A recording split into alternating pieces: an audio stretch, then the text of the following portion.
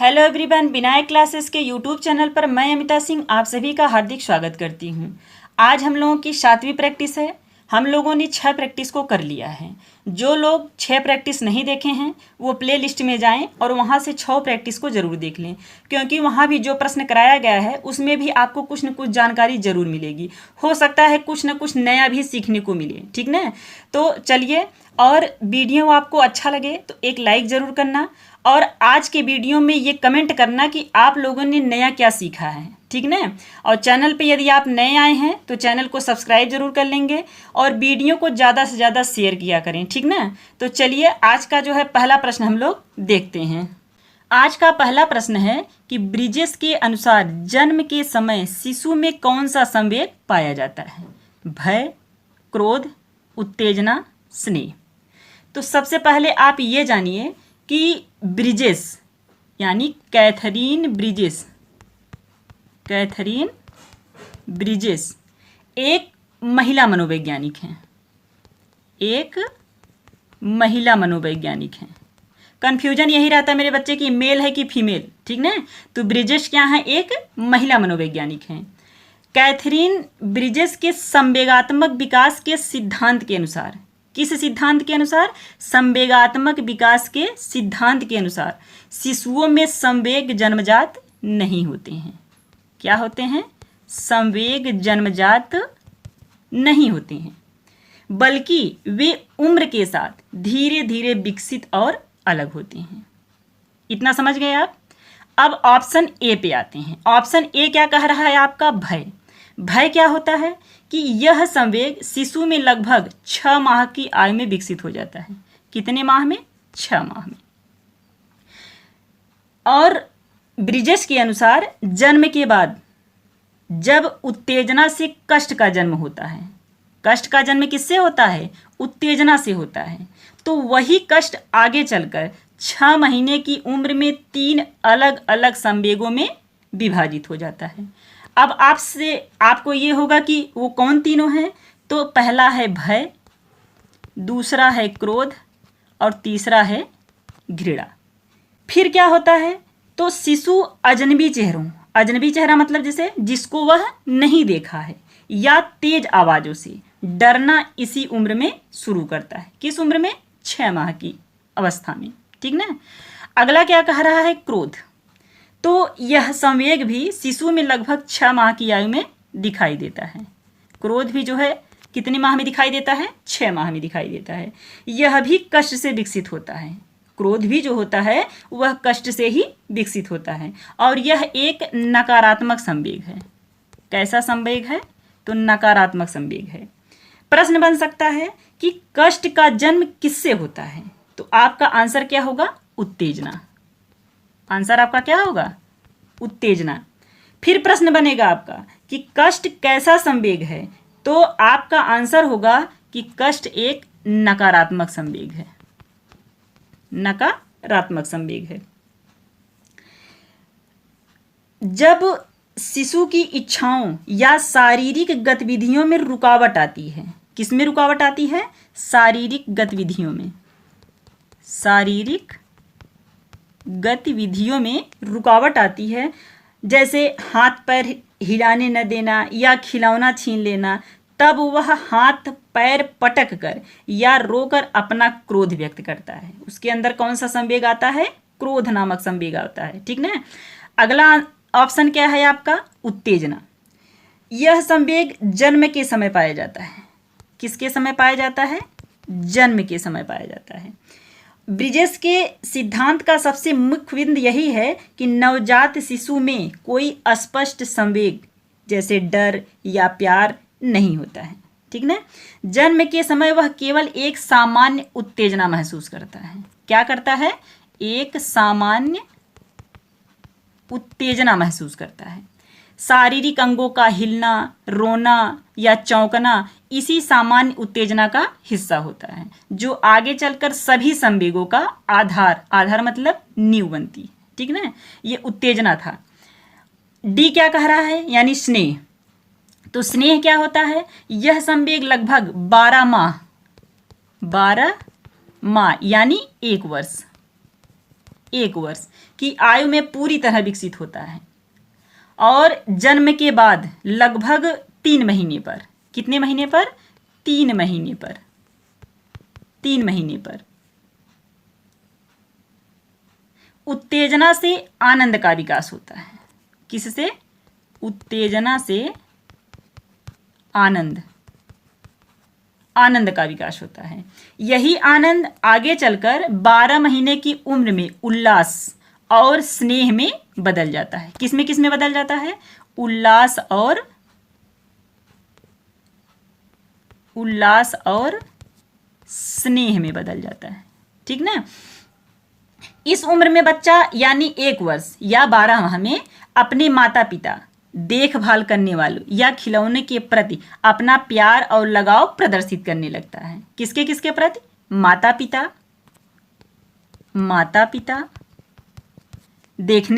देखभाल करने वाले जो और लोग घर में हैं, जैसे बड़े सदस्य हैं या भैया है, दीदी हैं, चाहे जो भी हो, जो भी उनका देखभाल करते हैं बच्चे का, जिसे देखभाल करने वाले हो गए, या खिलौने के प्रति मतलब जैसे बच्चे को कोई ना कोई खिलौना बहुत ज़्यादा पसंद होता है, ठीक ना, तो उससे क्या होता है कि वो अपना प्यार और लगाव उससे जो है प्रदर्शित करने लगते हैं। यही है स्नेह। लेकिन प्रश्न आपका क्या पूछा है कि ब्रिजेस के अनुसार जन्म के समय शिशु में कौन सा संवेग पाया जाता है? तो उत्तेजना पाई जाती है। ठीक ना? आंसर आपका क्या है? उत्तेजना। चलिए हम लोग अगले क्वेश्चन पे चलेंगे। अगला क्वेश्चन है कि ब्रिजेस के संवेगात्मक विकास तालिका के अनुसार बालक में क्रोध, भय और घृणा का विकास किस आयु तक हो जाता है? जन्म के समय, 3 माह पर, 6 माह पर, 12 माह पर। तो सबसे पहले आप ऑप्शन ए को देखेंगे, यानी जन्म के समय। तो जन्म के समय उत्तेजना संवेग पाया जाता है। अभी मैंने बताया क्या पाया जाता है? उत्तेजना संवेग पाया जाता है। ब्रिजेस के अनुसार नवजात शिशु में जन्म के समय कोई स्पष्ट या अलग संवेग नहीं होता है। ठीक ना? बच्चा केवल सामान्य उत्तेजना महसूस करता है। क्या महसूस करता है? सामान्य उत्तेजना महसूस करता है और रोकर या हाथ पैर हिलाकर अपनी प्रतिक्रिया व्यक्त करता है। ठीक ना? जन्म के समय। ऑप्शन बी क्या कह रहा है? 3 माह पर। तो 3 महीने की उम्र तक बच्चे में कष्ट यानी डिस्ट्रेस, बच्चे में कष्ट और आनंद के संवेग जो है पूरी तरह विकसित हो जाते हैं। कौन कौन? कष्ट और आनंद पूरी तरह क्या हो जाते हैं? विकसित हो जाते हैं। और 3 महीने की आयु तक पहुंचते पहुंचते बच्चे की मूल उत्तेजना 2 भागों में विभाजित हो जाती है। ठीक ना? जब बच्चा असहज महसूस करता है, जैसे जब बच्चे को असहज होता है, असहज जैसे भूख या दर्द में होता है, तो वह कष्ट प्रकट करता है। ठीक ना? बच्चे को जब भूख लगती है या दर्द होता है तो क्या करता है? अपनी कौन सा संवेग प्रकट करता है? कष्ट।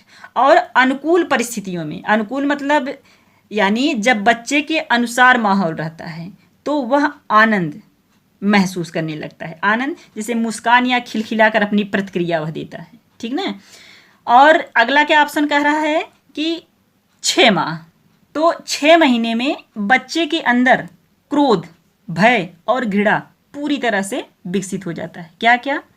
क्रोध, भय, घृणा, ये 3 चीज क्या हो जाता है? पूरी तरह से विकसित हो जाता है। कितने माह में? 6 माह में।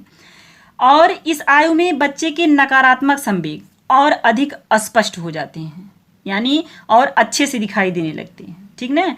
कष्ट का संवेग विभाजित होकर क्रोध, भय और घृणा में बदल जाता है। किसमें बदल जाता है? क्रोध, भय और घृणा में बदल जाता है। बच्चा अनजाने चेहरे का मतलब जिसको वह देखा नहीं है, अनजाने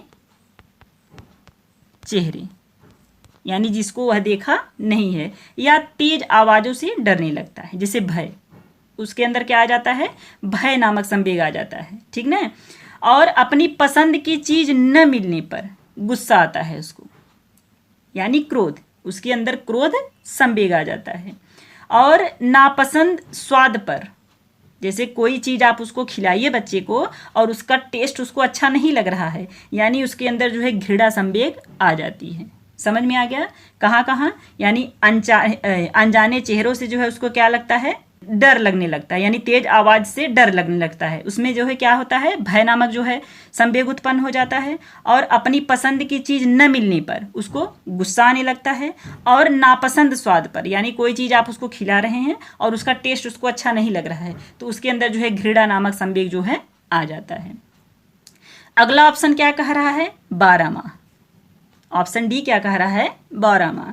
तो 12 माह यानी 1 वर्ष में बच्चे के अंदर उल्लास और स्नेह संवेग विकसित हो जाते हैं। क्या क्या, उल्लास और स्नेह विकसित हो जाते हैं।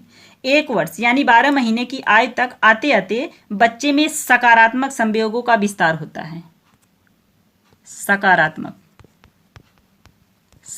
संवेग, सकारात्मक है संवेग तो है ये उल्लास और स्नेह, ठीक ना। तो आनंद का संवेग विकसित होकर उल्लास और स्नेह में बदल जाता है। आनंद का संवेग विकसित होकर यानी बदलकर किस में बदल जाता है, उल्लास और स्नेह में बदल जाता है। इस अवस्था में बच्चा अपने माता पिता या खिलौनों के प्रति गहरा प्रेम और अत्यधिक खुशी प्रदर्शित करने लगता है। किस उम्र में, 12 माह में। प्रश्न आपका क्या है कि ब्रिजेश के संवेगात्मक विकास के अनुसार बालक में क्रोध, भय और घृणा का विकास किस आयु तक हो जाता है? तो ये लगभग 6 माह तक हो जाता है, ठीक ना। आंसर आपका क्या है, 6 माह।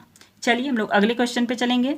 अगला प्रश्न है कि नवजात शिशु में तेज आवाज सुनने पर निम्नलिखित में से किस संवेग की उत्पत्ति होती है?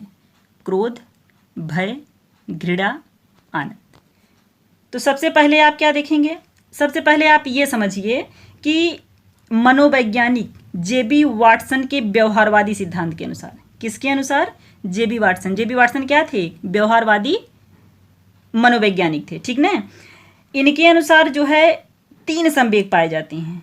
कौन कौन, भय, क्रोध और प्रेम। आपसे प्रश्न करेगा कि जेबी वाटसन के अनुसार एक नवजात शिशु में जन्म के समय मुख्य रूप से कितने संवेग पाए जाते हैं? तो आपका आंसर होगा 3 संवेग। 3 संवेग अभी अभी मैंने आपको बताया, भय, क्रोध और प्रेम, ठीक ना। अब आते हैं ऑप्शन पे। ऑप्शन ए क्या कह रहा है आपका, क्रोध। तो क्रोध, नवजात शिशु में क्रोध का संवेग जो होता है तब उत्पन्न होता है जब उसकी शारीरिक गतिविधियों या अंगों के हिलने डुलने पर किसी प्रकार की रुकावट लगाई जाती है। अब ये शारीरिक गतिविधि क्या है, यानी शारीरिक गतिविधि। तो शारीरिक गतिविधि का मतलब होता है कि शिशु को बहुत कसकर, जैसे आप देखते होंगे कि छोटा बच्चा है और कोई ऐसा होता है कि उसको बहुत कस करके तौलिया में लपेट दिया जाता है और उसके हाथ पैर दबा कर पकड़ लिए जाते हैं, यानी वो अपने हाथ पैर को फेंक नहीं पाता है, ठीक ना। यही है शारीरिक गतिविधि। तो क्या होता है कि या किसी वजह से अपनी मर्जी से मतलब शरीर को हिला डुला नहीं पाता है, तो इस स्थिति में शिशु अपना शरीर जो है क्या कर लेता है, कड़ा कर लेता है। आप देखते होंगे छोटा बच्चा जो होता है, जब उसको या तौलिया में कस कर लपेट दीजिए या कस कर पकड़ लीजिए तो छटपटाने लगता है, यानी अपने रो करके जो अपने शरीर को टाइट कर लेता है एकदम से। ध्यान देंगे होंगे इस चीज़ का। या अपनी सांस रोक लेता है, जब तेज रोता है तो अपनी सांस को रोक करके जो रोता है, देखे होंगे आप सब, ठीक ना। तो वही होता है क्रोध, उसके अंदर क्रोध नामक संवेग जो है उत्पन्न हो जाता है। ऑप्शन बी क्या कह रहा है, भय। तो भय जो होता है ये अचानक से होने वाली, यानी तेज आवाज़ सुनना या अचानक से शारीरिक सहारा छूट जाना। अब तेज आवाज़, जैसे कोई बोल रहा है तेज से तो बच्चा चिहुक जाएगा, ठीक ना। या शारीरिक सहारा छूट जाना, जैसे कोई लिया है और कभी कभी ऐसा होता है कि उसके हाथ से बच्चा छूट जाता है लेकिन फिर भी वो पकड़ लेता है, तो उसके अंदर क्या हो जाता है, भय हो जाता है बच्चे के अंदर, यानी भय उत्पन्न हो जाता है उसके अंदर। तो क्या होता है कि नवजात शिशु में भय उत्पन्न करने वाले 2 प्रमुख जन्मजात कारक हैं। यही 2, कौन कौन, आपसे प्रश्न करेगा कि नवजात शिशु में भय उत्पन्न करने वाले 2 प्रमुख कारक कौन हैं जन्मजात, तो कौन कौन है। पहला है तेज आवाज़, यानी बच्चा के सामने अगर आप तेज आवाज़ में बोलेंगे तो बच्चा डर जाएगा, ठीक ना। दूसरा सहारा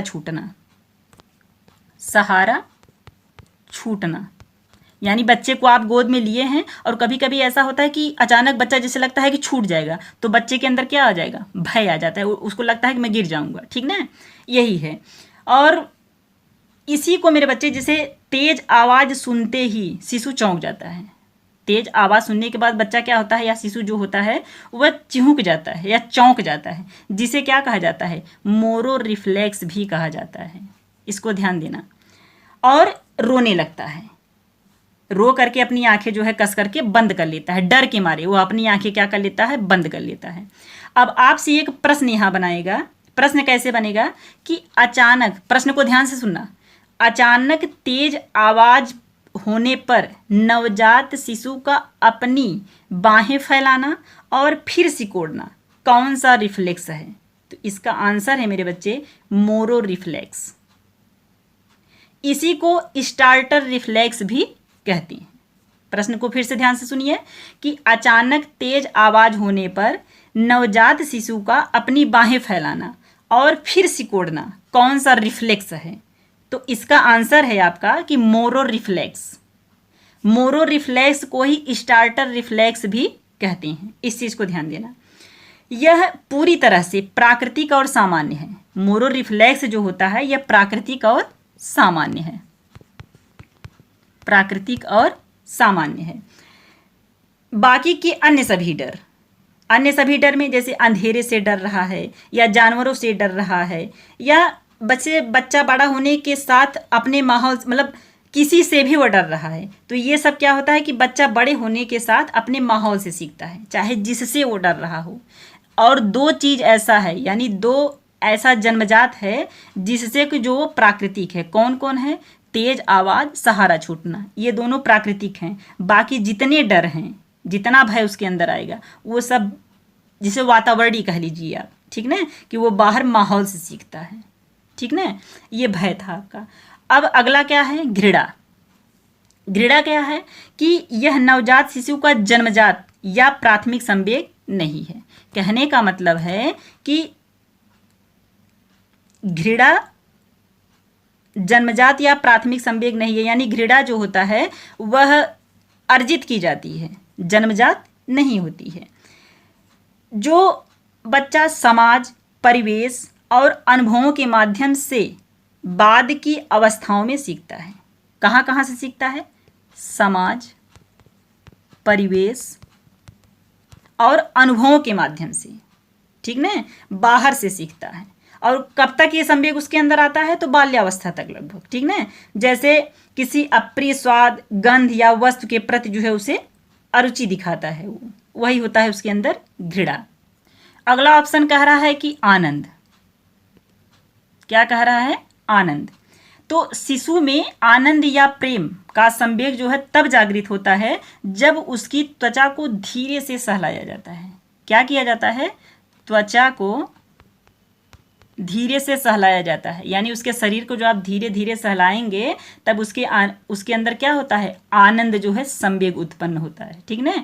या प्यार से जैसे थपथपाते हैं, छोटा बच्चा है उसको धीरे धीरे लोग थपथपाते हैं ना, या गोद में लेकर हल्के से झुलाया जाए, जैसे गोदी में लेकर उसको ऐसे ऐसे झुलाते हैं ना। मैं कैसे दिखाऊंगा आपको कैसे झुला रहे हैं उसको, लेकिन इसको महसूस करिए कि छोटे बच्चे को आप गोदी में लेके झुलाते हैं ना। इसके बाद शिशु शांत हो जाता है। क्या क्या करने पे? जैसे प्यार से उसको थपथपा रहे हैं या उसके त्वचा को जो है धीरे से सहला रहे हैं या उसको झुला रहे हैं, तो बच्चे के अंदर क्या होता है? आनंद या प्रेम नामक संवेग जो है जागृत हो जाता है और बच्चा शांत हो जाता है, यानी मुस्कुराता है या संतोषजनक आवाज़ें निकालता है, यानी बच्चा खुश हो जाता है, ठीक ना। लेकिन प्रश्न आपसे क्या कह रहा है कि नवजात शिशु में तेज आवाज़ सुनने पर निम्नलिखित में से किस संवेग की उत्पत्ति होती है? तो भय की होती है। अगला क्वेश्चन है कि शैशवावस्था में शिशु की शारीरिक गति में बाधा डालने से उसमें कौन सा संवेग उत्पन्न होता है? प्रेम, कष्ट, उल्लास, क्रोध। तो सबसे पहले ऑप्शन ए को देखेंगे, प्रेम। यह शिशु का एक सकारात्मक संवेग है। कैसा संवेग है? सकारात्मक संवेग है, ठीक ना, जो सुरक्षा, स्नेह और अपनेपन की भावना से जुड़ा है। किससे किससे जुड़ा है? सुरक्षा, स्नेह और अपनेपन की भावना से। जब शिशु को प्यार से सहलाया जाता है, अभी अभी मैंने बताया कि जब शिशु को प्यार से सहलाया जाता है या गोद में लिया जाता है, थपथपाया जाता है, गोद में ले करके बच्चों को क्या किया जाता है? थपथपाया जाता है या दुलारा जाता है, तब उसमें प्रेम का संवेग उत्पन्न होता है। कौन सा संवेग उत्पन्न होता है? प्रेम का संवेग। ठीक ना? उसके बाद शिशु प्रतिक्रिया क्या देता है अपना? तो शिशु मुस्कुराता है। प्रतिक्रिया क्या देता है? मुस्कुराता है, हाथ पैर चलाकर खुशी व्यक्त करता है और सहज महसूस करता है, यानी उसको अच्छा लगता है। ऑप्शन बी क्या कह रहा है? कष्ट। तो कष्ट एक नकारात्मक और असहज करने वाली शारीरिक या मानसिक स्थिति है। पहली बात तो ये नकारात्मक संवेग है, नकारात्मक संवेग है, और असहज करने वाली शारीरिक या मानसिक स्थिति है जो परेशान करती है। ठीक ना? शैशवावस्था में जब शिशु भूखा होता है, बीमार होता है या गीलापन महसूस करता है या उसे कोई शारीरिक दर्द होता है, तब उसमें कष्ट का संवेग होता है। किस किस स्थिति में? जब शिशु भूखा होता है, यानी भूख से बच्चा तड़फड़ा रहा है, तब उसे कष्ट होगा कि उसे कोई कुछ खिला दे या दूध पिला दे। बीमार होता है, बीमारी की स्थिति में भी उसे कष्ट होता है, बच्चा कह नहीं सकता। गीलापन महसूस करता है, जब बच्चा बिस्तर पे टॉयलेट वगैरह कर देता है तब भी उसको दिक्कत होती है, अगर कोई नहीं देख रहा है तब भी उसको कष्ट हो रहा है। या उसे कोई शारीरिक दर्द हो रहा है, जैसे कोई दर्द है, क्योंकि छोटा बच्चा है बता तो सकता नहीं, तो वह कष्ट का अनुभव करता है। ठीक ना? यानी कष्ट का संवेग उसके अंदर जागृत होती है। उसके बाद शिशु प्रतिक्रिया क्या देता है अपना? शिशु उस स्थिति में जोर जोर से रोकर या चिल्लाकर अपनी बात बड़ों तक पहुंचाता है। खाली बच्चा रोने का काम कर सकता है, और क्या करेगा बेचारा। ठीक ना? ऑप्शन बी क्या कह रहा है? बी। अच्छा, कष्ट हो गया। अब ऑप्शन सी की बात करेंगे, यानी उल्लास की। तो उल्लास क्या है? यह अत्यधिक प्रसन्नता और उत्साह की स्थिति है। प्रसन्नता और उत्साह की स्थिति है। ठीक ना? जो बालक के मानसिक विकास के साथ साथ धीरे धीरे विकसित होती है। किस विकास के साथ? मानसिक विकास के साथ। जब शिशु को उसकी पसंद का खिलौना मिलता है या वह अपनी माँ को अपने पास देखता है या कोई मनोरंजक गतिविधि जैसे लुका छिपी का खेल देखता है, तो उसमें उल्लास या संवेग प्रकट होता है, यानी उसके अंदर उल्लास का संवेग प्रकट होता है। और शिशु तब प्रतिक्रिया क्या देता है? बच्चा जोर से हंसता है, किलकारियां मारता है और अत्यधिक सक्रिय हो जाता है। ठीक ना? ऑप्शन डी क्या कह रहा है? क्रोध। तो यह एक तीव्र यानी प्रतिक्रियात्मक संवेग है। तीव्र प्रतिक्रियात्मक संवेग है। क्रोध जो है अचानक आता है, ये नहीं पहले से फिक्स रहता किसी समय क्रोध आएगा, नहीं। उसके मन लायक अगर कोई चीज़ नहीं हुआ तो उसके अंदर क्रोध आ गया, यानी किसी चीज़ का रुकावट या असमर्थता के कारण जो है वह पैदा होता है। क्या पैदा होता है? क्रोध। वाटसन के प्रयोग के अनुसार, किसके प्रयोग के अनुसार? वाटसन के। जब शैशवावस्था में शिशु के हाथ पैर हिलाने या उसकी शारीरिक गति में किसी भी प्रकार की बाधा डाली जाती है तो उसमें तुरंत यानी क्रोध का संवेग उत्पन्न होता है। ठीक ना? मैंने अभी अभी बताया कि जैसे उसको कस कर पकड़ लिया गया या कस के बांध दिए हैं आप लोग उसको, मतलब हाथ पैर नहीं हिलाने दे रहे हैं, उस समय उसके अंदर क्या होगा? क्रोध जो है, क्रोध नामक संवेग जो है पैदा हो जाएगा। और उस समय शिशु प्रतिक्रिया क्या देता है अपना? कि शिशु जो है अपना शरीर कड़ा कर लेता है। मैंने बताया ना कि वो अपने शरीर को ऐसा टाइट कर लेगा और खूब चिल्लाएगा, यानी उसका चेहरा बता देगा कि बच्चा जो है क्रोध में है। ठीक ना? हाथ पैर पटकने लगता है, चिल्लाने लगता है, ये सब वो प्रतिक्रिया देता है।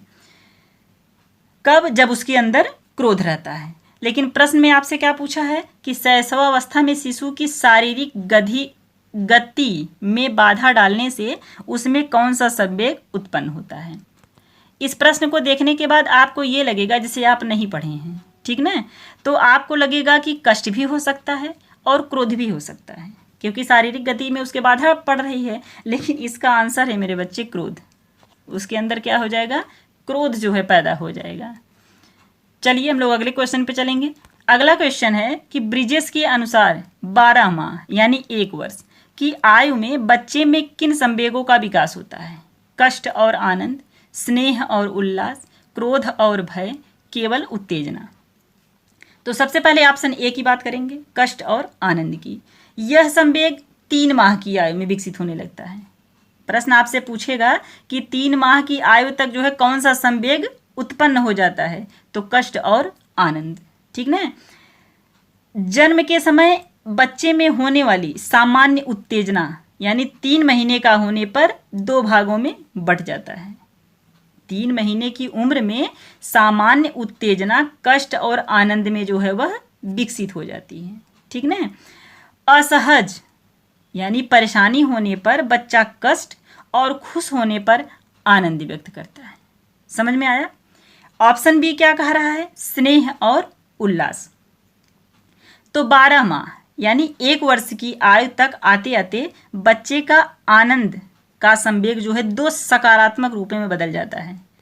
किसका? आनंद का संवेग 2 सकारात्मक रूप में। कौन कौन? उल्लास और स्नेह में जो है वह बदल जाता है। उल्लास जैसे बहुत खुश होना या खिलखिलाना, ठीक ना। और स्नेह यानी अपने माता पिता या खिलौनों के प्रति प्रेम जताना, यही होता है। ठीक ना। और अगला ऑप्शन क्या कह रहा है कि क्रोध और भय। तो क्रोध और भय जो है यह लगभग 6 महीने की उम्र में बच्चे के नकारात्मक संवेग यानी कष्ट अधिक स्पष्ट हो जाते हैं। और इस अवस्था में बच्चा जो है अपरिचितों को देखकर भय यानी डरना शुरू कर देता है और अपनी इच्छा पूरी न होने पर क्रोध यानी गुस्सा या चिड़चिड़ापन दिखाना जो है शुरू कर देता है। इसके साथ ही घृणा का भी विकास इसी समय होता है। ठीक ना। अगला ऑप्शन क्या है? केवल उत्तेजना। क्या है? उत्तेजना। तो ब्रिजेस के अनुसार जन्म के समय नवजात शिशु में कोई विशिष्ट या अलग संवेग नहीं होता है। कहने का मतलब कि जैसे गुस्सा हुआ, डर हुआ या प्यार हुआ, ये सब उसके अंदर नहीं होता है। नवजात शिशु के अंदर यानी जब बच्चा जन्म लेता है वह केवल शारीरिक रूप से उत्तेजना महसूस करता है। क्या महसूस करता है? उत्तेजना। ठीक ना। उत्तेजना महसूस करता है जो रोने या हाथ पैर हिलाने के रूप में दिखाई देता है। यही उत्तेजना आगे चल करके अन्य सभी संवेगों का आधार यानी नींव बनता है। उत्तेजना जो होता है। प्रश्न में आपसे क्या कहा है कि ब्रिजेस के अनुसार 12 माह यानी 1 वर्ष की आयु में बच्चे में किन संवेगों का विकास होता है? तो इसका आंसर है मेरे बच्चे स्नेह और उल्लास। ठीक ना। और एक चीज इसमें और ध्यान देंगे आप कि एक चार्ट मैं बोल रही हूं, आप बना लीजिए उसको, कि ब्रिजेस के अनुसार जो है मुख्य संवेगात्मक चार्ट जो है कैसा होता है। तो जन्म के समय यानी बच्चे के अंदर जन्म के समय केवल जो है उत्तेजना होता है। इसको ध्यान देना। अगर पूछेगा कि जन्म के समय कौन सा संवेग होता है तो बस उत्तेजना होता है उसके अंदर। इसके बाद 3 माह में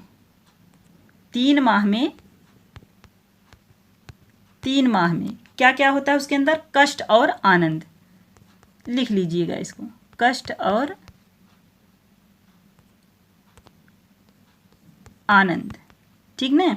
इसके बाद 6 माह में, तो 6 माह में उसके अंदर भय, घृणा और क्रोध, ये तीनों आ जाते हैं 6 माह में। इसके बाद 12 माह में क्या क्या आ जाता है उसके अंदर? तो 12 माह में आ जाता है स्नेह और उल्लास। इसके बाद 18 माह में क्या आ जाता है उसके अंदर? तो 18 माह में ईर्ष्या आ जाता है, ईर्ष्या। और 24 माह में, तो 24 माह में हर्ष या खुशी, हर्ष कहिए चाहे खुशी कहिए। ठीक ना। आंसर आपको पता ही चल गया कि स्नेह और उल्लास। चलिए हम लोग अगले क्वेश्चन पे चलेंगे। अगला क्वेश्चन है कि संवेगात्मक विकास के संदर्भ में निम्नलिखित कथनों पर विचार कीजिए। शैशवावस्था में जन्म से ही संवेगात्मक विकास आरंभ हो जाता है। दूसरा कह रहा है कि लगभग 3 वर्ष की आयु पूरी करते करते शिशुओं में सभी संवेगों का विकास हो जाता है। केवल एक, केवल दो, एक और दो दोनों, न तो एक और ना ही दो। तो सबसे पहले इसका बात करेंगे, यानी शैशवावस्था में जन्म से ही संवेगात्मक विकास आरंभ हो जाता है। तो प्रसिद्ध मनोवैज्ञानिक कौन? कैथरीन ब्रिजेस के अनुसार जन्म के समय शिशु में कोई विशिष्ट संवेग नहीं होता है। कोई विशिष्ट संवेग जैसे डर हुआ या गुस्सा हुआ, ये सब उसके अंदर नहीं होता है, बल्कि केवल सामान्य उत्तेजना होती है। मैंने कई बार आपको बताया कि जन्म के समय बच्चे के अंदर केवल उत्तेजना होती है। जैसे ही बच्चा बाहरी वातावरण के संपर्क में आता है, वह रोकर या हाथ पैर चलाकर अपनी प्रतिक्रिया देना शुरू कर देता है। इसका मतलब है कि संवेगात्मक विकास जन्म के पहले दिन से ही सक्रिय हो जाता है। ठीक ना? दूसरा क्या कह रहा है कि लगभग 3 वर्ष की आयु पूरी करते करते शिशुओं में सभी संवेगों का विकास हो जाता है। तो जन्म के समय की सामान्य उत्तेजना समय के साथ साथ अलग अलग संवेगों में बदलने लगती है। कैसे? जैसे 3 माह में शिशु के अंदर कष्ट और आनंद संवेग विकसित हो जाता है। अभी मैंने आपको लिखवाया कि 3 माह में शिशु के अंदर कष्ट और आनंद संवेग जो है विकसित हो जाता है। इसके बाद 6 माह में क्या क्या उसके अंदर विकसित होता है? भय, क्रोध और घृणा। भय, क्रोध और घृणा 6 माह में। इसके बाद 12 माह में उसके अंदर क्या क्या विकसित होता है? तो प्रेम या स्नेह। ठीक ना? 18 से 24 माह में ईर्ष्या भी उसके अंदर आ जाती है। ठीक ना? कहने का मतलब है कि इस उम्र तक आते आते बच्चा इन सभी भावनाओं को न केवल गहराई से महसूस करने लगता है, बल्कि इनके अपने चेहरे के हाव भाव मतलब रोने, हंसने या हरकतों के जरिए साफ साफ दूसरों को दिखाई देने लगता है। समझ में आ गया? इसका आंसर है मेरे बच्चे कि 1 और 2 दोनों। कहने का मतलब ये दोनों सही हैं। चलिए हम लोग अगले क्वेश्चन पे चलेंगे। अगला क्वेश्चन है कि शैशवावस्था सीखने का आदर्श काल है। यह कथन किस मनोवैज्ञानिक का है? Sigmund Freud, Valentine, Ross, Crow and Crow. तो सबसे पहले ऑप्शन ए की बात करेंगे, यानी सिगमंड फ्रायड के विषय में। तो सिगमंड फ्रायड की पहचान क्या है कि इन्हें मनोविश्लेषणवाद का जनक कहा जाता है। मनोविश्लेषणवाद का जनक कहा जाता है, यानी जनक माना जाता है। इनका प्रमुख कथन क्या है? कथन को ध्यान से सुनना कि मनुष्य को जो कुछ बनना होता है, मनुष्य को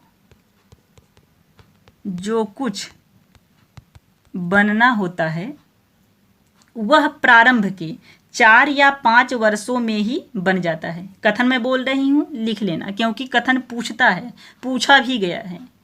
कथन क्या है कि मनुष्य को जो कुछ बनना होता है वह प्रारंभ के 4 या 5 वर्षों में ही बन जाता है। किसने कहा है? फ्रायड ने कहा है। इनका मुख्य विचार क्या था? तो इन्होंने बताया कि शुरुआती यानी बचपन के अनुभव व्यक्ति के पूरे जीवन के व्यक्तित्व को तय करते हैं। कहने का मतलब है कि लोग यह अंदाजा लगा लेते हैं कि बच्चा आगे चल करके क्या कर सकता है। 4-5 वर्ष की अवस्था में बच्चे को देख करके लोग यह समझ जाते हैं कि बच्चा आगे चल करके क्या करने वाला है। किसके अनुसार? सिगमंड फ्रायड के अनुसार। अगला ऑप्शन क्या है आपका? वैलेंटाइन। तो इनकी पहचान क्या है? वैलेंटाइन यह एक प्रसिद्ध यानी ब्रिटिश शिक्षाविद और मनोवैज्ञानिक थे। वैलेंटाइन, इनका पूरा नाम क्या था? तो C.W. वैलेंटाइन। पूरा नाम याद रखना, C.W. वैलेंटाइन, यानी Charles Wilfred Valentine. Charles Wilfred Valentine यह एक मेल हैं, यानी पुरुष हैं। ध्यान देना, वैलेंटाइन एक पुरुष मनोवैज्ञानिक हैं। ठीक ना? और इन्होंने 1947 से लेकर के 1947 से लेकर के 1948 तक ब्रिटिश साइकोलॉजिकल सोसाइटी के अध्यक्ष भी रहे वैलेंटाइन। कहाँ के? साइकोलॉजिकल सोसाइटी के। ठीक ना। अब प्रश्न पे आते हैं। प्रश्न क्या है इनका कि मतलब इनका कथन क्या है वैलेंटाइन का? तो इनका कथन है कि शैशवावस्था सीखने का आदर्श काल है। किसका कथन है? वैलेंटाइन का। इनका विचार क्या था? इनके अनुसार शैशवावस्था में बच्चों का मस्तिष्क बहुत लचीला होता है। अब ये लचीले का मतलब क्या होता है? तो लचीले होने का मतलब कि रबर की तरह खींचना नहीं, बल्कि परिस्थितियों और अनुभवों के अनुसार खुद को ढालने और बदलने की अद्भुत क्षमता होना। परिस्थितियों और अनुभवों के अनुसार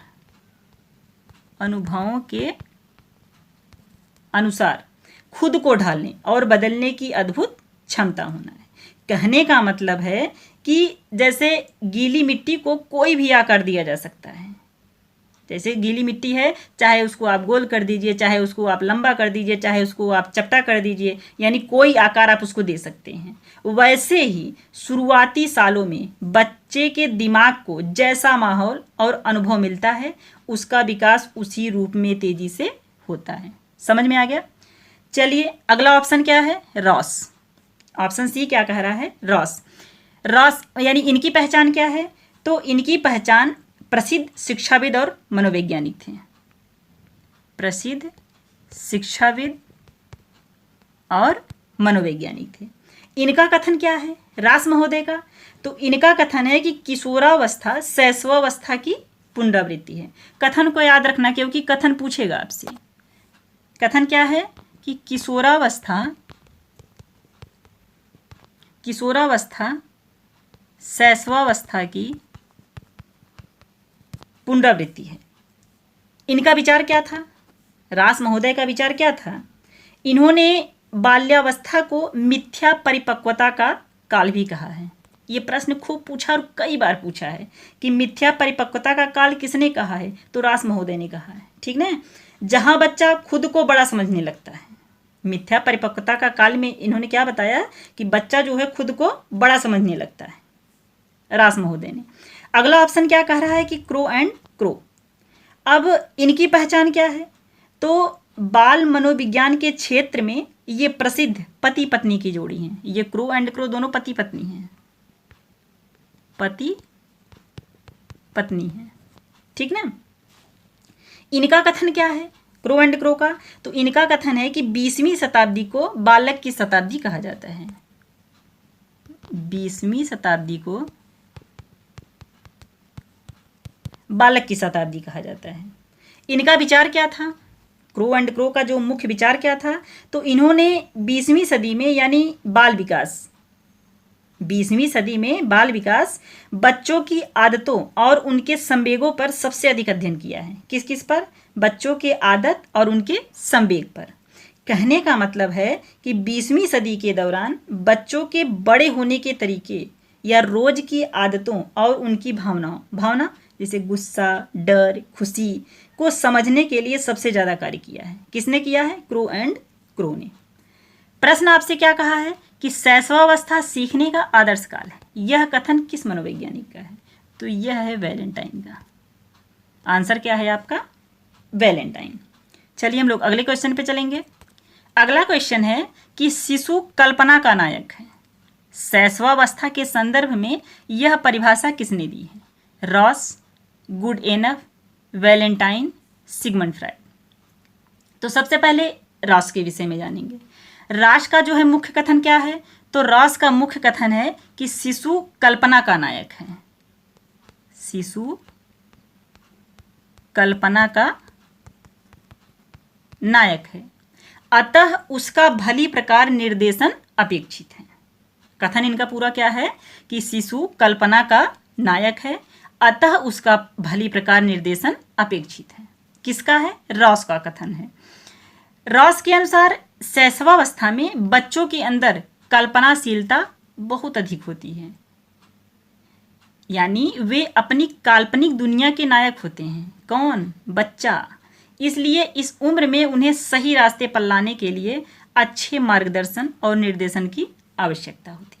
छोटा बच्चा जो होता है ना, वो काल्पनिक दुनिया में बहुत ज़्यादा रहता है, इसलिए बच्चे को बहुत कुछ समझाना होता है, ठीक ना। वही चीज़ रास महोदय कह रहे हैं कि शिशु जो है वो कल्पना का नायक है, अतः उसका भली प्रकार निर्देशन अपेक्षित है, ठीक है। अगला ऑप्शन क्या है? Good enough. तो गुड एनफ का जो है मुख्य कथन क्या है? तो इनका कथन है कि व्यक्ति का अच्छा, मैं एक चीज़ और बता दूं आपसे, ये व्याख्या आप जरूर सुन लेना मेरे बच्चे, क्योंकि जो प्रश्न है ना, प्रश्न को मैं इसी व्याख्या में जो है समेट ली हूँ, ठीक ना। मैं बहुत ज़्यादा प्रश्न नहीं बनाई हूँ, इसलिए व्याख्या आप सुनते रहिए कि किसका कथन क्या क्या है, मैं इसी व्याख्या में बताऊंगी आपको, ठीक ना। तो गुड एनफ का कथन क्या है कि व्यक्ति का जितना भी मानसिक विकास होता है उसका आधा 3 वर्ष की आयु तक हो जाता है। प्रश्न में आपसे यही पूछेगा कि व्यक्ति का जितना भी मानसिक विकास होता है उसका आधा 3 वर्ष की आयु तक हो जाता है, यह किसका कथन है? तो ये गुड एनफ का है, इसीलिए मैं कह रही हूँ कि व्याख्या पे ध्यान देना मेरे बच्चे, ठीक ना। और फ्लोरेंस गुड एनफ एक प्रसिद्ध अमेरिकी बाल मनोवैज्ञानिक थी। कहने का मतलब है कि गुड एनफ, पहली बात तो आप ये जानिए कि ये एक फीमेल है, ठीक ना। इन्होंने बालकों के बुद्धि परीक्षण के लिए ड्रॉ ए मैन टेस्ट विकसित किया था। इसको ध्यान देना, क्या विकसित किया था? ड्रॉ ए मैन टेस्ट, ठीक ना, विकसित किया था, जो बच्चों की मानसिक क्षमता मापने का एक महत्वपूर्ण जरिया बना। प्रश्न आपसे कैसे बनाएगा? प्रश्न को अब ध्यान से सुनना यहाँ पे कि बालकों के बुद्धि परीक्षण के लिए फ्लोरेंस गुड एनफ ने कौन सा टेस्ट विकसित किया था? तो आपका आंसर क्या होगा? ड्रॉ ए मैन टेस्ट, यही जो मैंने लिखा है, ठीक ना। फिर प्रश्न कैसे बनाएगा कि फ्लोरेंस गुड एनफ द्वारा विकसित ड्रॉ ए मैन टेस्ट का उपयोग बच्चों में क्या मापने के लिए किया जाता है? तो फिर आपका आंसर क्या होगा कि बुद्धि या मानसिक क्षमता। दोनों प्रश्न समझ में आया? दोनों प्रश्न को ध्यान देना, प्रश्न ऐसे बनेगा। एक प्रश्न और बनेगा जो मैं आगे ली हूं, उसको जो है प्रश्न के माध्यम से आपको समझाऊंगी, ठीक ना। अगला क्या कह रहा है कि वैलेंटाइन का मुख्य कथन क्या है? तो इनका कथन है कि शैशवावस्था सीखने का आदर्श काल है। कथन क्या है इनका कि शैशवावस्था सीखने का आदर्श काल है, ठीक ना। वैलेंटाइन का मानना था कि शुरुआती वर्षों में, यानी बालक का मस्तिष्क जो है वो बेहद लचीला और ग्रहणशील होता है। इस काल में बच्चा अपने वातावरण से बिना किसी रुकावट के बहुत तेजी से और आसानी से नई चीजें सीखता है। कहाँ से सीखता है? माहौल से सीखता है, यानी बाहरी वातावरण से सीखता है, ठीक ना। और अगला ऑप्शन क्या है? Sigmund Freud. तो इनका कथन मैंने अभी अभी बताया कि मनुष्य को जो कुछ बनना होता है वह प्रारंभ के 4 या 5 वर्षों में ही बन जाता है। ये मतलब खूब पूछता है कथन इनका, फ्रायड साहब का। इन्होंने बताया कि शुरुआती यानी बचपन के अनुभव व्यक्ति के पूरे जीवन के व्यक्तित्व को तय करते हैं। अभी अभी मैंने पिछले प्रश्न में बताया है, ठीक ना। तो प्रश्न आपका क्या है कि शिशु कल्पना का नायक है। शैशवावस्था के संदर्भ में यह परिभाषा किसने दी है? तो किसने दिया है? रॉस साहब ने दिया है। आंसर आपका क्या है मेरे बच्चे? रॉस, ठीक ना। चलिए हम लोग अगले क्वेश्चन पे चलेंगे। अगला क्वेश्चन है कि 20वीं शताब्दी को बालक की शताब्दी कहा जाता है। यह प्रसिद्ध कथन किस मनोवैज्ञानिक का है? Valentine, crow and crow, good enough, Ross. तो सबसे पहले ऑप्शन ए की बात करेंगे, यानी वैलेंटाइन की। तो वैलेंटाइन ने क्या कहा है? सीखने के संदर्भ में शैशवावस्था को जीवन का सबसे आदर्श काल माना है। क्या माना है? शैशवावस्था को जीवन का सबसे आदर्श काल माना है। किसने माना है? वैलेंटाइन ने माना है। अगला ऑप्शन क्या है? Crow and Crow. तो इन्होंने ही यह प्रसिद्ध कथन दिया है। कौन सा कथन दिया है? कि 20वीं शताब्दी को बालक की शताब्दी कहा जाता है। किसने दिया है? क्रो एंड क्रो ने। अगला क्या है कि गुड एनफ। गुड एनफ ने क्या दिया है? इनका कथन क्या है? तो व्यक्ति का जितना भी मानसिक विकास होता है उसका आधा यानी 3 वर्ष की आयु तक हो जाता है। ये गुड एनफ का कथन है। रॉस का क्या है? तो रॉस ने बाल्यावस्था को मिथ्या या छद्म परिपक्वता का काल कहा। ये प्रश्न खूब पूछा गया और कई बार पूछा गया है कि मिथ्या या छद्म परिपक्वता का काल जो है किसने कहा है? तो रॉस महोदय ने कहा है। ठीक है, ध्यान देना इस चीज को। प्रश्न आपसे क्या कहा रहा है कि 20वीं शताब्दी को बालक की शताब्दी कहा जाता है? तो सीधे सीधे ये क्रो एंड क्रो का कथन है। ठीक है, आंसर आपका क्या है कि क्रो एंड क्रो। चलिए हम लोग अगले क्वेश्चन पे चलते हैं। अगला क्वेश्चन है जो मैंने कहा कि 2 प्रश्न आप यहाँ सुन लीजिए, तीसरा प्रश्न हम आगे रखे हैं। तो वो प्रश्न यही है कि ड्रॉ ए मैन टेस्ट का विकास किसने किया था? जीन पियाजे, Florence Goodenough, BF Skinner, Alfred Binet. तो सबसे पहले जीन पियाजे के विषय में थोड़ा से जान लीजिए। जीन पियाजे ने संज्ञानात्मक विकास का सिद्धांत दिया। किसका सिद्धांत? संज्ञानात्मक। ये तो आपके जबान पे रटा होगा मान लो। इनका मुख्य विचार क्या था कि बच्चे दुनिया को समझने के लिए अपने ज्ञान का निर्माण खुद करते हैं, यानी स्वयं करते हैं। किसने कहा है? जीन पियाजे ने कहा है। इन्होंने मानसिक विकास के 4 मुख्य चरण बताए हैं। 4 मुख्य चरण जानते हैं? सुनिए चारों। पहला है संवेदी पेशी। संवेदी पेशी, इसका टाइम क्या है? 0 से 2 वर्ष, संवेदी पेशी का। उसके बाद आता है पूर्व संक्रियात्मक। पूर्व संक्रियात्मक जो 2 से 7 वर्ष होता है। 2 से 7 वर्ष। इसके बाद आता है मूर्त संक्रियात्मक। मूर्त संक्रियात्मक जो कि 7 से 11 वर्ष होता है। ठीक ना। फिर लास्ट होता है औपचारिक संक्रियात्मक जो 11 वर्ष के ऊपर रहता है। 11 वर्ष। और इनकी पहचान क्या है जीन पियाजे साहब की? तो इन्हें बाल मनोविज्ञान का जनक भी माना जाता है। बाल मनोविज्ञान का जनक भी कहा जाता है। किसे कहा जाता है? जीन पियाजे साहब को कहा जाता है। ठीक ना। अगला ऑप्शन क्या है? फ्लोरेंस गुडएनफ। तो फ्लोरेंस गुडएनफ इन्होंने ही 1926 में ड्रॉ ए मैन टेस्ट का जो है विकास किया था। कौन किया था? फ्लोरेंस गुडएनफ ने। यह बच्चों की बुद्धि मापने का और एक अशाब्दिक टेस्ट है। ठीक ना। इसमें बच्चों को एक पुरुष का चित्र बनाने के लिए कहा जाता है। किसका चित्र बनाने के लिए? पुरुष का। और फिर चित्र की बारीकियों के आधार पर बच्चे की मानसिक आयु का अनुमान लगाया जाता था। यानी बच्चे को चित्र बनाने के लिए दिया जाता था। किसका चित्र बनाने के लिए दिया जाता था? पुरुष का दिया जाता था। तो बच्चा जो है वह पुरुष का चित्र बना करके देता था। तो उसके अनुसार जो है बच्चे की मानसिक आयु का जो है अनुमान लगाया जाता था ड्रॉ ए मैन टेस्ट के द्वारा। ठीक ना। दिया किसने है इसको? तो फ्लोरेंस गुडएनफ ने दिया है। थोड़ी बात कर लेते हैं बीएफ स्किनर के बारे में। बीएफ स्किनर ने क्रिया प्रसूत अनुबंधन सिद्धांत दिया। क्रिया प्रसूत अनुबंधन सिद्धांत दिया। इसी को ऑपरेंट कंडीशनिंग थियरी भी कहते हैं। ऑपरेंट कंडीशनिंग थियरी भी कहते हैं। कहने का मतलब मेरे बच्चे कि बीएफ स्किनर के सिद्धांत को ऑपरेंट कंडीशनिंग के नाम से आप ज़्यादा देखना, क्योंकि हिंदी में इसके कई नाम हैं और जब कई नाम आते हैं तो आप कन्फ्यूजन में हो जाते हैं। लेकिन जब आपको कन्फ्यूजन पैदा हो तो ऑप्शन में बगल में देख लिया करिए, वहाँ अंग्रेजी लिखा रहेगा। तो अगर ऑपरेंट कंडीशनिंग है तो समझ लेना कि बीएफ स्किनर का है। इस चीज़ को ध्यान देना आप। ठीक ना। इसीलिए मैं कह रही हूँ कि इनके सिद्धांत को ऑपरेंट कंडीशनिंग थियरी भी कहते हैं। हिंदी में कई नाम हैं लेकिन अंग्रेजी में मतलब ऑपरेंट कंडीशनिंग कहा जाता है। ठीक ना। और इनका मुख्य विचार क्या था स्किनर साहब का? तो व्यवहार को पुरस्कार और दंड के जरिए बदला जा सकता है। व्यवहार को पुरस्कार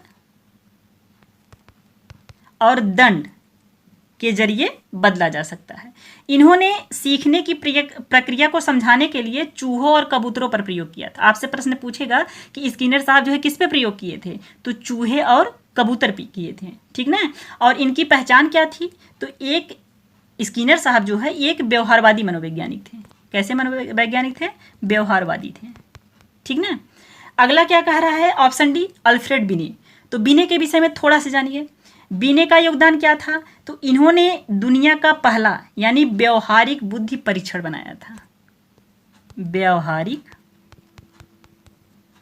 बुद्धि परीक्षण बनाया था। इन्होंने मानसिक आयु का विचार सबसे पहले दिया था। अल्फ्रेड बिने ने मानसिक आयु का विचार जो है सबसे पहले दिया था और 1905 में थियोडोर साइमन के साथ मिलकर बिने साइमन स्केल जो है विकसित किया था। ध्यान से सुनना, 1905 में थियोडोर साइमन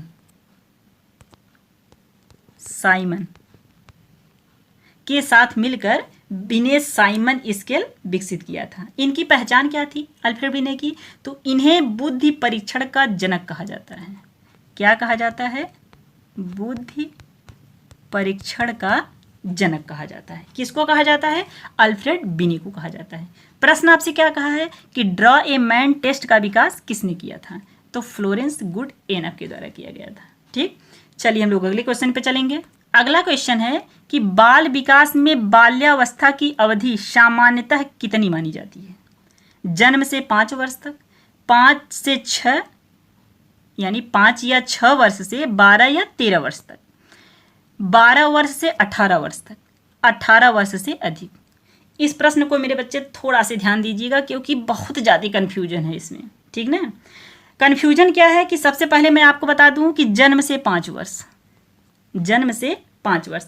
एक बार मैंने ही आपको बताया था कि जन्म से 2 वर्ष, जन्म से 2 वर्ष। मेरे बच्चे ध्यान से सुनना इसको, ठीक ना? जन्म से 2 वर्ष ये रास के अनुसार है। मैंने कहीं पढ़ा जरूर था इसको, लेकिन इसको आप सही नहीं मानेंगे। क्यों नहीं मानेंगे? क्योंकि शैशवावस्था की अवधि जो होती है मेरे बच्चे वो जन्म से 5 वर्ष या 6 वर्ष मानी जाती है।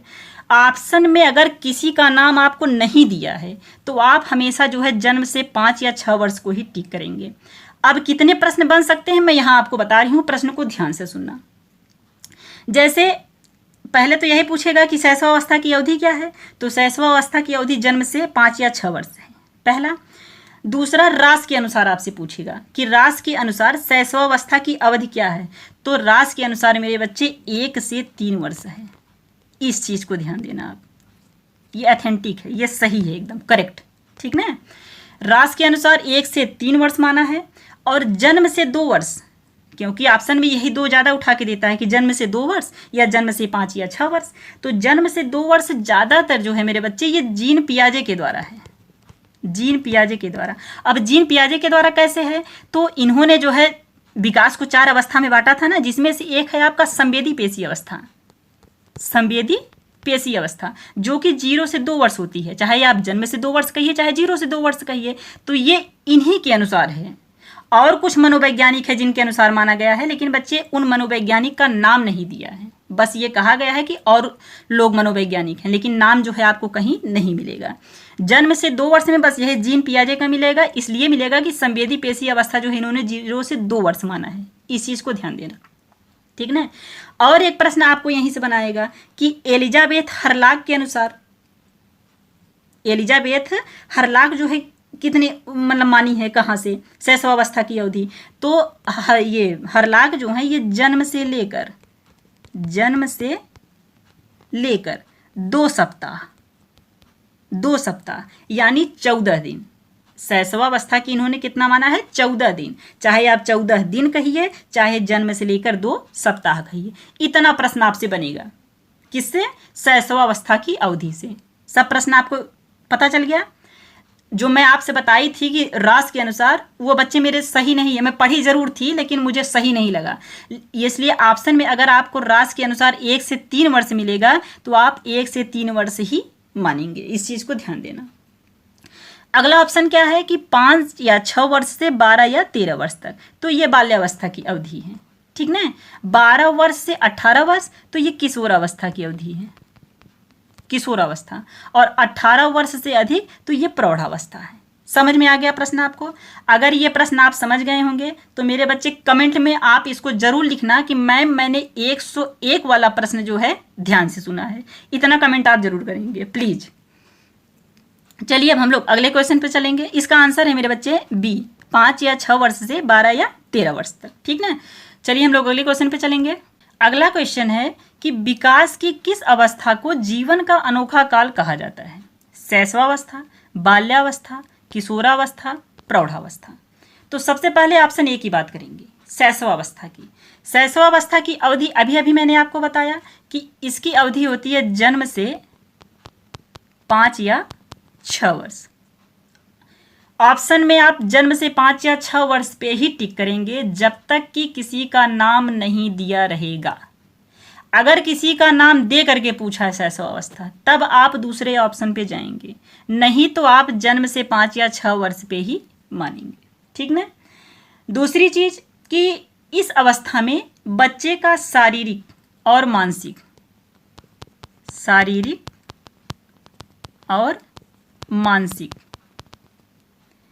विकास जो है सबसे तीव्र होता है। ठीक ना। बच्चा अनुकरण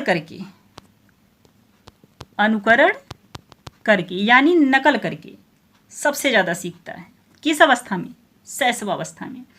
इस अवस्था में बच्चा पूरी तरह से अपने माता पिता या दूसरों पर निर्भर रहता है। माता पिता या दूसरा यानी घर में जो और अन्य सदस्य हैं उनके ऊपर निर्भर रहता है वो। और शैशवावस्था की मुख्य विशेषता क्या है मेरे बच्चे? तो इसे खिलौनों की आयु भी कहा जाता है। खिलौनों की आयु भी कहा जाता है। किस अवस्था को? शैशवावस्था को।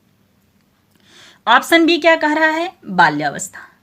बाल्यावस्था जो है इसकी अवधि 6 वर्ष से 12 वर्ष मानी जाती है।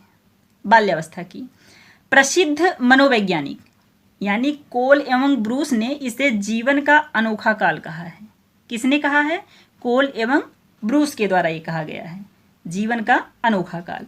क्योंकि इस उम्र में बच्चे के संवेग और व्यवहार को समझना बहुत कठिन होता है। क्या क्या? संवेग और व्यवहार समझना जो है वो बहुत कठिन होता है। इस अवस्था में बच्चे अपने दोस्तों के साथ समूह या टोली बनाना शुरू करते हैं। समूह या टोली जैसे एक साथ कई बच्चे मिल जाते हैं। ठीक ना। इसे प्रारंभिक स्कूली शिक्षा की आयु भी कहा जाता है। इसी अवस्था में बच्चा जो है वह स्कूल जाना शुरू कर देता है। और इसकी मुख्य विशेषता क्या है? यानी बाल्यावस्था की मुख्य विशेषता क्या है? तो बच्चों का रचनात्मक कार्यों में रुचि बढ़ने लगती है। कहने का मतलब है कि अपनी सोच से कुछ नया और क्रिएटिव करने की कोशिश करता है। यानी बच्चा इसमें जो है कुछ नई चीज जो है सोचने लगता है। ठीक ना। और संग्रह की प्रवृत्ति जागृत होती है। संग्रह की प्रवृत्ति यानी चीजें इकट्ठा करने की। जितना सामान पाएगा वो सब इकट्ठा करेगा। कहीं उसको रस्सी मिल गई वो भी जेब में रख लेगा, ढक्कन पाएगा वो भी जेब में रख लेगा। कोई भी चीज उसको मिलेगा खेलने वाला, चाहे कुछ भी मिले, इससे मतलब नहीं है कि उसको फायदा है कि क्या है, कुछ नहीं, बस उसको सामान इकट्ठा करने की आदत है। यही चीज है संग्रह करने की। ऑप्शन सी क्या रहा है? किशोरावस्था। तो इसकी अवधि मेरे बच्चे 12 से 18 वर्ष होती है। ठीक ना। मनोवैज्ञानिक स्टेनले हॉल के अनुसार इसे क्या कहा गया है? अत्यंत तनाव, तूफान, विरोध और संघर्ष का काल कहा है। किसने कहा है? स्टेनले हॉल ने कहा है। खूब प्रश्न पूछता है, एक दो नहीं कई प्रश्न पूछे गए हैं। स्टेनले हॉल के अनुसार ये तनाव, तूफान, विरोध और संघर्ष का काल किसने कहा है? तो स्टेनले हॉल साहब ने यानी स्टेनले साहब ने कहा है। और इसमें क्या होता है? तो इस अवस्था में किशोर अपनी पहचान बनाने की तीव्र इच्छा होती है उसे। किशोरों के अंदर अपनी पहचान बनाने की तीव्र इच्छा होती है। ये प्रश्न आपकी यूपी टेट में खूब पूछा गया है। ठीक ना। लड़के और लड़कियों में तीव्र हार्मोनल और शारीरिक बदलाव होते हैं किशोरावस्था में। और इसकी मुख्य विशेषता क्या है किशोरावस्था की? तो इस अवस्था में अमूर्त चिंतन और वीर पूजा की भावना प्रबल होती है। ठीक ना। अगला ऑप्शन क्या कह रहा है आपसे? प्रौढ़ावस्था। तो 18 वर्ष से लेकर मृत्यु तक की अवधि, चाहे मृत्यु तक कहिए, चाहे 18 वर्ष से 59 वर्ष तक की आप कहिए। ठीक ना। यानी वृद्धावस्था के प्रारंभ तक यानी शुरुआत तक, क्योंकि 60 से जो है वृद्धावस्था की शुरुआत हो जाती है। तो प्रौढ़ावस्था लगभग जो है वो 18 वर्ष से 59 वर्ष तक मानी जाती है। ठीक ना। इस अवस्था में व्यक्ति जो है शारीरिक, मानसिक, संवेगात्मक रूप से पूरी तरह जो है परिपक्व हो जाता है। प्रौढ़ावस्था में व्यक्ति समाज, परिवार और अपने कैरियर के प्रति जो है गंभीर जिम्मेदारियां उठाता है, यानी वो परिपक्व हो जाता है, उसको हर जिम्मेदारी मिल जाती है प्रौढ़ावस्था में। आप लोगों को भी मिल गई होगी, कुछ लोगों को, ठीक। चलिए, इसका आंसर है मेरे बच्चे बाल्यावस्था। थोड़ा हंस भी लिया करिए, ठीक ना, क्योंकि पढ़ते पढ़ते आप लोग बोर हो जाते होंगे, व्याख्या सुनते सुनते थोड़ा हंस भी लिया करिए, ठीक ना। चलिए हम लोग अगले क्वेश्चन पे चलेंगे। अगला क्वेश्चन है कि बालक किस अवस्था में तार्किक चिंतन करना शुरू कर देता है, जिसके कारण इसे तार्किक चिंतन की अवस्था भी कहते हैं।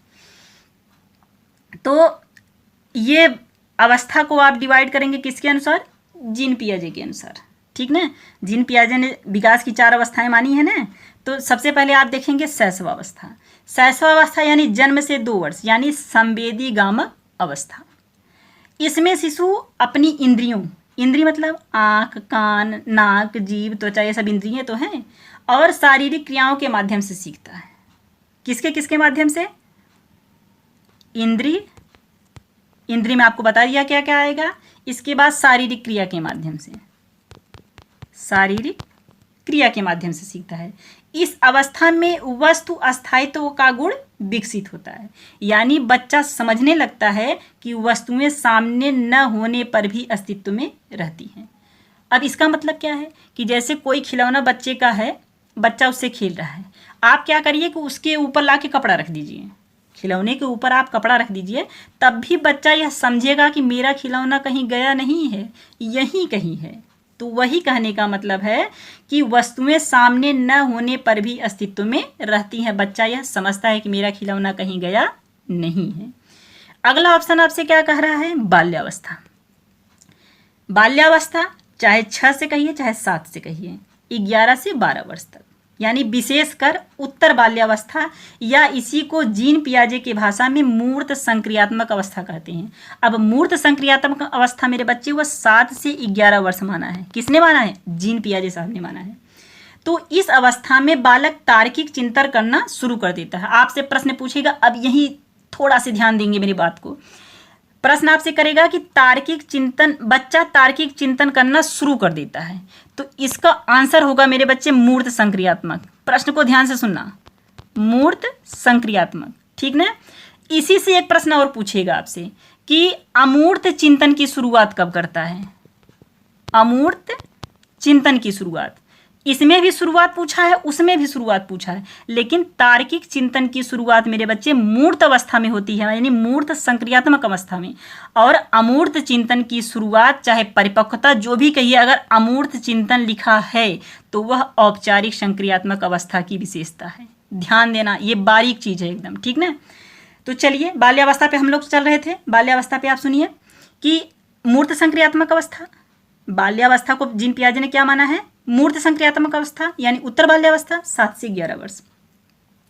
इसी अवस्था में बालक तार्किक चिंतन करना शुरू कर देता है, और इसलिए इसे तार्किक चिंतन की अवस्था कहते हैं। किसको? बाल्यावस्था को। इस अवस्था में बालक केवल मूर्त वस्तुओं, यानी जो चीजें उसके सामने प्रत्यक्ष रूप से मौजूद है, जो दिखाई देता है, उसके बारे में तर्क करना शुरू कर देता है मूर्त अवस्था में, यानी मूर्त संक्रियात्मक अवस्था में। जैसे उसमें संरक्षण, वर्गीकरण और क्रमिकता की समझ विकसित हो जाती है। मूर्त संक्रियात्मक अवस्था में वह समझ जाता है कि किसी वस्तु का आकार बदलने से उसकी मात्रा नहीं बदलती है। इसका मतलब समझे, जैसे बर्तन है, 2 बर्तन है, एक चौड़ा है एक पतला है, दोनों में आप पानी भर दीजिए, फिर भी बच्चा ये समझ जाएगा कि दोनों में पानी की मात्रा बराबर है, किसी में कम ज़्यादा नहीं है, ठीक ना। अब ऑप्शन सी की बात करेंगे, यानी किशोरावस्था की। तो किशोरावस्था ये 11 या 12 वर्ष से 18 वर्ष तक है। इस अवस्था में तार्किक चिंतन जो है पूरी तरह परिपक्व हो जाता है और अमूर्त चिंतन में बदल जाता है। वही तार्किक चिंतन की जो शुरुआत हुई थी वही बाद में अमूर्त चिंतन में बदल जाता है। यानी कहने का मतलब है मेरे बच्चे कि तार्किक चिंतन में जो है वह जो सामने वस्तु रहता है उसी के बारे में वो सोचता है, लेकिन अमूर्त चिंतन में वह चाहे सामने वस्तु रहे या ना रहे, वो दोनों के विषय में सोचना शुरू कर देता है। किशोर उन चीज़ों के बारे में तार्किक सोच सकते हैं। कहने का मतलब वही मैंने आपको जो बताया कि जो सामने मौजूद हो या सामने न मौजूद हो, दोनों चीज़ के विषय में वो जो है सोच सकता है। इसमें परिकल्पनात्मक या निगमनात्मक तर्क जो है विकसित हो जाते हैं, यानी समस्याओं का वैज्ञानिक तरीके से हल करने की क्षमता उसके अंदर आ जाती है। अगला ऑप्शन क्या है? उत्तर किशोरावस्था। तो उत्तर किशोरावस्था यानी 16 या 17 वर्ष से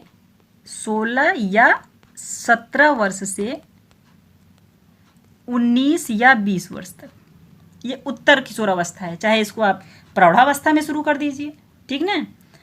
तो यह अमूर्त चिंतन और उच्च स्तरीय बौद्धिक क्षमताओं के अस्थायित्व का समय होता है, उत्तर किशोरावस्था।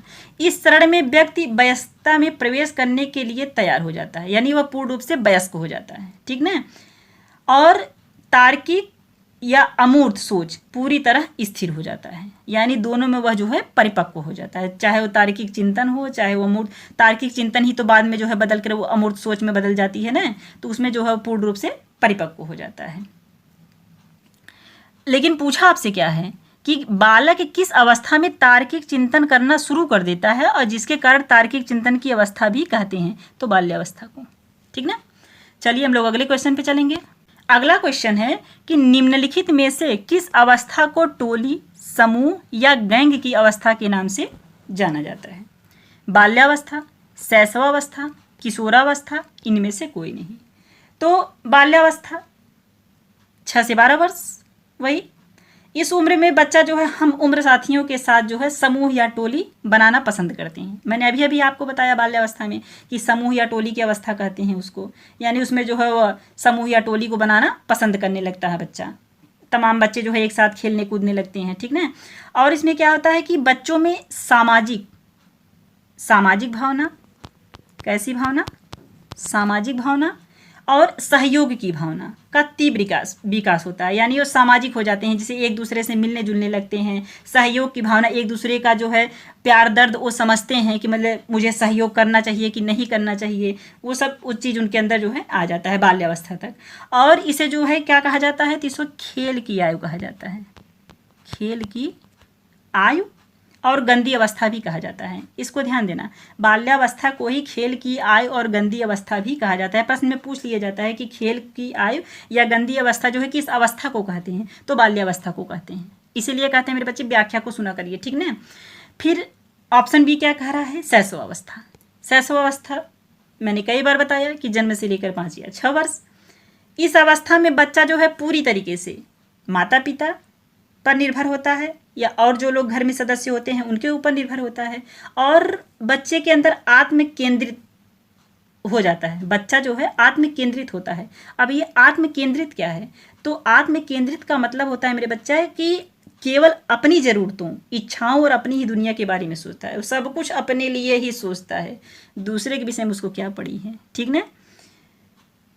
और बच्चा जो है अनुकरण यानी नकल करके या दूसरों को देखकर दोहरा कर जो है सबसे ज़्यादा सीखता है।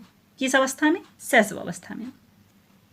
इसे अभी अभी मैंने बताया कि खिलौने की आयु कहा जाता है। प्रश्न में आपसे पूछेगा कि खिलौने की आयु जो है किसे कहा जाता है, तो शैशवावस्था को कहा जाता है, क्योंकि बच्चा अकेले खिलौने से जो है खेलना पसंद करता है। शैशवावस्था में बच्चा खिलौनों से ही तो खेलता है, ठीक ना। अगला ऑप्शन है किशोरावस्था। किशोरावस्था यानी 12 से 18 वर्ष। इसमें इसे क्या कहा गया है? स्टेनले हॉल ने इसको क्या कहा है? तो तनाव, दबाव और तूफान की अवस्था कहा है स्टेनले हॉल ने। इस उम्र में जो है किशोर अपनी खुद की पहचान बनाने के लिए संघर्ष करते हैं। किशोर जो है अपनी पहचान बनाने की कोशिश करते हैं, और इस अवस्था में दोस्तों के प्रति वफादारी बहुत गहरी होती है, यानी एक दूसरे के प्रति ये लोग मर मिट जाएंगे किशोरावस्था में। लेकिन यह गैंग से बढ़कर घनिष्ठ व्यक्तिगत मित्रता में बदल जाती है। पहले बहुत लोगों में रहता है, फिर धीरे धीरे देखो तो कोई कोई मेन हो जाता है। लोग नहीं कहते हैं कि मेरा प्रिय दोस्त है, तो वही चीज़ होता है किशोरावस्था में, ठीक ना। प्रश्न आपसे क्या कहा है कि किस अवस्था को टोली, समूह या गैंग की अवस्था के नाम से जानते हैं, तो सीधे सीधे बाल्यावस्था को, ठीक ना। चलिए हम लोग अगले क्वेश्चन पे चलेंगे। अगला क्वेश्चन है कि बच्चों में स्फूर्ति की अवस्था या स्मार्ट एज विकास के किस काल को कहा जाता है? शैशवावस्था, किशोरावस्था, बाल्यावस्था, प्रौढ़ावस्था। तो शैशवावस्था मैंने कई बार बता दिया, शैशवावस्था, किशोरावस्था, बाल्यावस्था, प्रौढ़ावस्था, लेकिन एक बार फिर से सुन लीजिए क्या दिक्कत है इसमें। यह मानव विकास की पहली अवस्था है। शैशवावस्था जो है यह मानव विकास की पहली अवस्था है। इसमें बच्चे का शारीरिक और मानसिक विकास जो है बहुत तीव्र गति से होता है। किस गति से होता है? तीव्र गति से होता है। इस अवस्था में बच्चा अपनी हर ज़रूरत जैसे भोजन, सुरक्षा, इसके लिए जो है वह पूरी तरह से माता पिता या दूसरों पर निर्भर होता है और इसे सीखने का आदर्श काल भी कहा जाता है। किसको? शैशवावस्था को। ऑप्शन बी क्या है आपका? किशोरावस्था।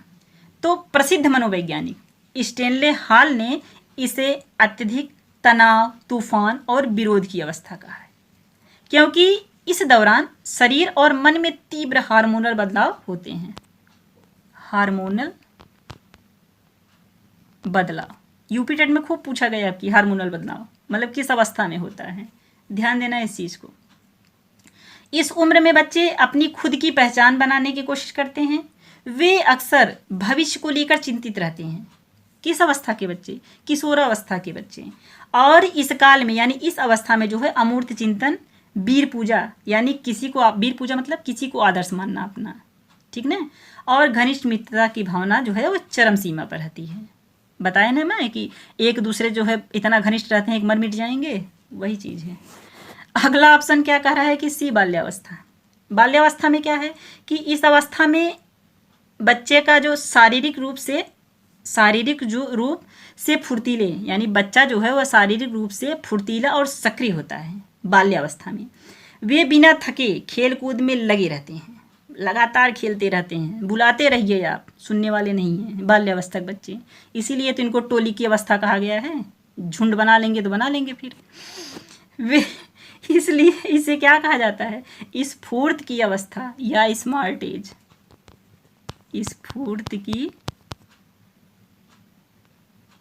अवस्था या स्मार्ट एज कहा जाता है। इसे गैंग एज, अभी मैंने बताया ना कि टोली की अवस्था यानी खेल की या गंदी अवस्था भी कहते हैं। ये सब रट्टा मार लीजिए, पूछेगा आपसे कि स्फूर्त की अवस्था, स्मार्ट एज, गैंग एज, टोली की अवस्था, खेल की या गंदी अवस्था किस अवस्था को कहते हैं? तो बाल्यावस्था को कहते हैं, ठीक ना। और इस काल में बच्चों में सामाजिकता, बच्चे सामाजिक हो जाते हैं, एक दूसरे से मिलने जुलने लगते हैं, ठीक ना। पकड़ते रहिए घर में आप उनको, वो बाहर निकल गए तो निकल गए। फिर जिज्ञासा, किसी चीज़ को जानने की इच्छुक होते हैं कि ये कैसे हुआ, ये क्या है, जानने की इच्छुक, आपसे बार बार प्रश्न करेंगे। और रचनात्मक कार्यों में रुचि बहुत तेज़ी से बढ़ने लगती है। इसे प्राथमिक विद्यालय की आयु भी कहा जाता है। इसी एज में यानी बाल्यावस्था में यानी 6 वर्ष की अवस्था से जो है बच्चे स्कूल जाना शुरू कर देते हैं, ठीक ना। और ये ऑप्शन डी यानी प्रौढ़ावस्था, तो इस अवस्था में व्यक्ति शारीरिक, मानसिक और सामाजिक रूप से पूरी तरह परिपक्व हो जाता है। मैंने कई बार आपको बता दिया, यह जीवन का वह चरण होता है मेरे बच्चे कि जहाँ व्यक्ति अपनी आजीविका कमाता है, परिवार बसाता है और समाज के प्रति अपनी जिम्मेदारियों को समझता है। तभी तो आप लोग जो है इतना मेहनत कर रहे हैं। इसीलिए तो, किस लिए? नौकरी पाने के लिए, कि नौकरी पा जाएंगे तो कम से कम ये सब तो झंझट खत्म हो जाएगा। हैं, आज जीविका चलाना है आपको, परिवार देखना है, समाज के प्रति जिम्मेदारियाँ उठाना है, तो कैसे होगा? नौकरी रहेगी मेरे बच्चे तभी ना, ठीक ना। तो चलिए, इसका आंसर है, पहले आप जान लीजिए कि बच्चों में स्मार्ट एज तो बाल्यावस्था हुआ ना। वीडियो यदि आपको अच्छी लगी हो मेरे बच्चे तो एक लाइक ज़रूर करना, ज़्यादा से ज़्यादा शेयर कर देना, ठीक ना। और कमेंट में आज अच्छा कमेंट आप लोग लिखना, ठीक ना। चैनल पे यदि आप नए हो तो चैनल को सब्सक्राइब भी कर लेना। कमेंट किया करिए, ठीक ना। कमेंट करने से देखो एक लगाव बढ़ता है मेरे बच्चे, ठीक ना। जैसे आप तो मुझे जान रहे हो कि मैं विनायक क्लासेस में जो है यहाँ से क्लास ले रही हूँ, लेकिन जब आप कमेंट करते हैं तो आपका नाम आता है कमेंट बॉक्स में, तो उससे आपको वो टीचर भी जानेगा। यानी जो आपको ट्रेनिंग दे रहा है, टीचर तो नहीं कह सकते, लेकिन जो आपको ट्रेनिंग दे रहा है कम से कम आपके नाम को जानेगा कि हाँ कोई बच्चा मुझसे जुड़ा है, ठीक ना। तो इसलिए कमेंट जरूर किया करिए आप लोग, और अपनी पहचान भी उस टीचर के माध्यम से बनाइए। टीचर तो बना ही रहा है क्योंकि उसको तो बहुत लोग सुन रहे हैं, देख रहे हैं, लेकिन आप अपना कनेक्शन उस टीचर से बनाइए। किसके माध्यम से? कमेंट के माध्यम से, ठीक ना। तो चलिए, वीडियो यदि आपको अच्छी लगी हो तो एक लाइक ज़रूर करना मेरे बच्चे, ज़्यादा से ज़्यादा शेयर करना। फिर हम लोग अगले वीडियो में मिलेंगे, तब तक के लिए मेरे बच्चे बाय बाय।